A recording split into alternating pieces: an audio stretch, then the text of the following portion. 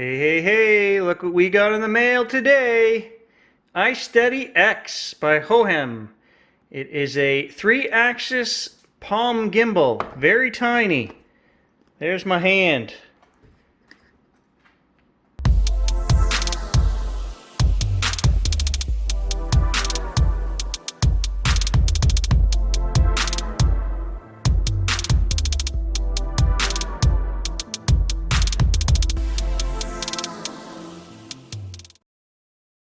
Here's my Zhiyun Smooth 4, guys. Look at the size of that. The iSteady X is literally half the size. We can put 2 of these, and the weight is crazy. 259 grams. I don't know what this is like. Oh, I don't. It's got to be 3 times the weight. What I like also is it's got the little tripod mount that is so handy. When you want to set your phone down, that makes all the difference in the world, right? You mount it on the bottom and you can just set it down. So you can get the iSteady X off of Amazon, $99 Canadian. Hohem contacted me and asked me if I wanted to try this product and review it, which means that I got the product sent to me from them. So full disclosure, I'm not paid by them or told to say anything good. We're going to review it and see if it is any good. Full disclosure, they sent me this unit to try out. Funny enough, in the box, there's no booklet, no instructions, anything. But on the back here, it says Hohem Pro app, which we can get at the Google store. So I'm going to download that. I'm going to see if there's any manual online as well. Otherwise, we're just going to end up playing with it and figuring it out. I don't know. Now look what I found, guys. I found a little tiny book here. It's in the end of the box, and there's also a case, a carrying case in here. I think that's what it is. Yep. So a carrying case, and we do get a book with very tiny writing. Oh my God. Good thing Gary wears bifocals now. All right, guys, I've got the phone mounted into the iSteady X. And I gotta tell you, twice now, it's kind of given up. Just by if I shake my hand, it falls over. It really can't handle the weight of the S20 Ultra. Oh God. Come on. Steady. Oh, that's not cool. Then I realized you've got to remember to tighten. Because of the folding design, and you fold this up, you then have to tighten this. I didn't tighten that, but that's a terrible design. I just damn near dropped my $1,200 phone because of that, so I'm not impressed right now. Long press the power button. Okay. There we go. Now I can actually move it, of course, because it's locked. But if you don't remember to manually lock that, your phone is gonna fall over.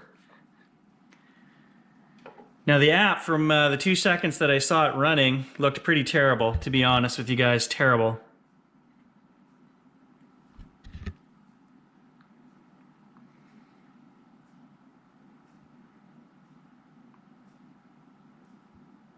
So it says we're connected right here, iSteady XBT connected.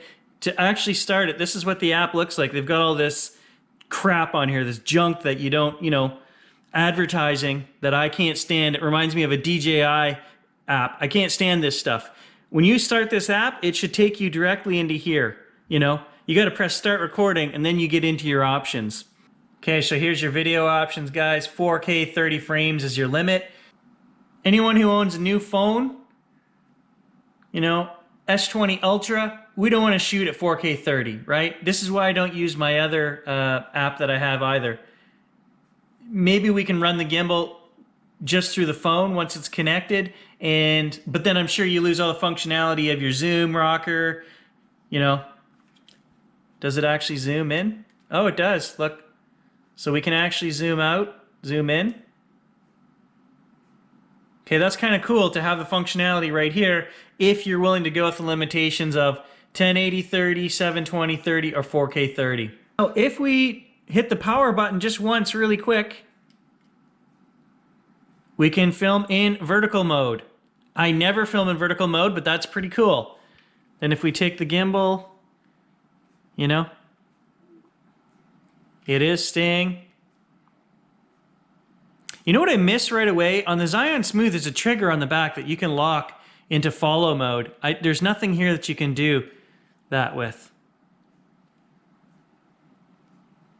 If we take the thumbstick and we push it left or right, the gimbal actually pans left and right. If we push up or down, same thing happens on the vertical axis. Okay, so the thumbstick's pretty cool. It's a nice little feature, and this fits really nice in the palm of my hand. So I mean, there are things that I do like about it. The size and the weight are amazing, but I find that the software is what's holding it back. If you can't use the full functionality of your phone, to me that's limiting and makes me not want to use the gimbal. Okay, so I noticed before that it went off axis. I've changed it to pan and follow. So right now, if we look at it, it's not totally vertical the way it should be. And then I realized if we double tap the power button, it resets it. Okay? I haven't seen that in the instructions anywhere. I just happened to stumble upon that. So to reset it the way you want, and it's already kind of out of whack again. See, now there's kind of where it should be right there. Now, if you have hit also under the instructions, press and hold the shutter button and tap the power button, double tap. Well, how are you going to do that with just your thumb? I'm supposed to hold this button down and then double tap this one. And you know what? I'm not going to drop my $1,200 phone. You need two hands to operate it. That's not cool.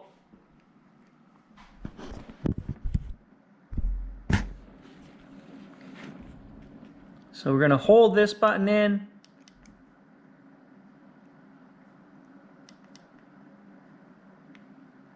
And I don't know what.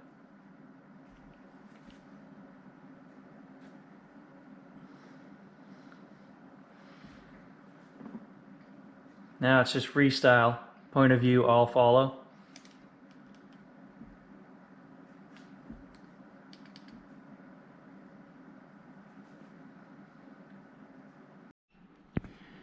Now I'm just going to read this to you guys because I switched to point of view mode, which is all follow. Button combination press and hold the shutter button and quarteric tap the power button. What does that mean? So definitely not an English translation gold star here. Quarteric tap. 4 times? I have no idea. What is a quarteric? Q-U-A-R-T-I-C. Quarteric tap. So the final thing I want to do with this is just take my phone and run up the stairs, go do a lap of the kitchen and come back down, and we're going to compare the smoothness of the gimbal to the smoothness of the phone. Now I know the left and right panning will be a lot smoother with a gimbal, and this does look nice, but it's got some quirks, guys. $100, that's a lot of money. I love the size of the thing. I don't like the software. The software alone would stop me from wanting to use it, okay?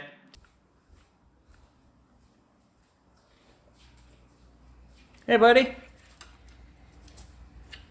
You want a gimbal? Up the stairs.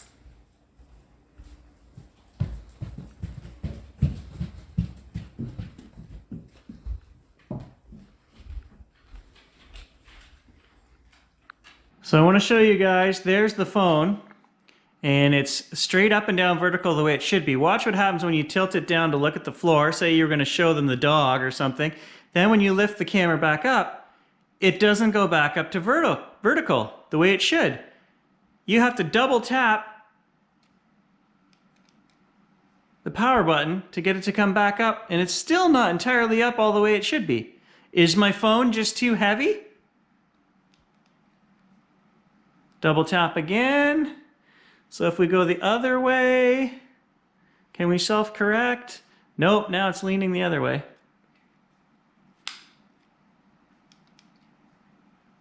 Double tap, and now we're back to where we should be. It should automatically come back to that vertical position, but it's not.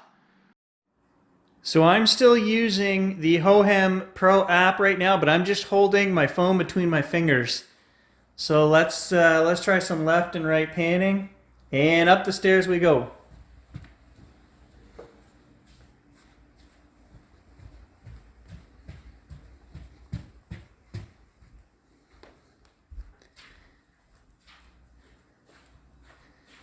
Now if I do a lap around the kitchen and back down the stairs. You know what I found though, guys? Look, I can tilt it down at the floor with just my hands, and then I can tilt it straight back up, and it works. I don't have to stop to push buttons. Back down the stairs. Do some cool panning side to side. Ho! Look how fast I can pan side to side. So I'm still filming in their app right now, and I see there's all kind of filters down the side that you can use. So it does have some things that are kind of cool if you wanted to get into it and use. I see they have the telephoto mode right here on the screen as well. So the app, it has some things. If you're not one to shoot with the best resolutions that you have, 4K 60 or anything like that, then it's probably fine. But it's enough for a professional guy to go, ugh, cringeworthy. Why can't you enable all the features of my new phone? In terms of the gimbal itself, guys, really light, really nice. I don't think I would use it simply for the fact that my phone has such good stabilization already. If I had to pay $100 for it, it's the software. The software is what's holding this back. The gimbal itself, other than, when I first started, the design, not having that thing tightened up, that was a little frustrating as well. Dropping my $1,200 phone and cracking a screen would not be, again, would that be user error? I guess so, but how many people would think out of the box that you've got to take this, unfold it, lock down a thing every time you go to use it? Yeah, okay, that's probably my fault, but I bet you a lot of people have done that and dropped their phone. The app is terrible, and the controls on the thumb stick here, thumb controls that you can't control with one thumb. It's terrible. I'm sorry. I have to be honest. It's terrible. It's terrible. It's like my hair. It's like my COVID hair right now. It's terrible. All right, guys. I gotta say, Hohem, thank you for the mini tripod. It's awesome. I'm keeping it. The gimbal. Guys, it's not a terrible product, okay? It is what it is. It's not a great product either. So I'm wondering if, Hohem had some translation issues, not only in the app, but with the name of the company and the product line. It's just Hohum.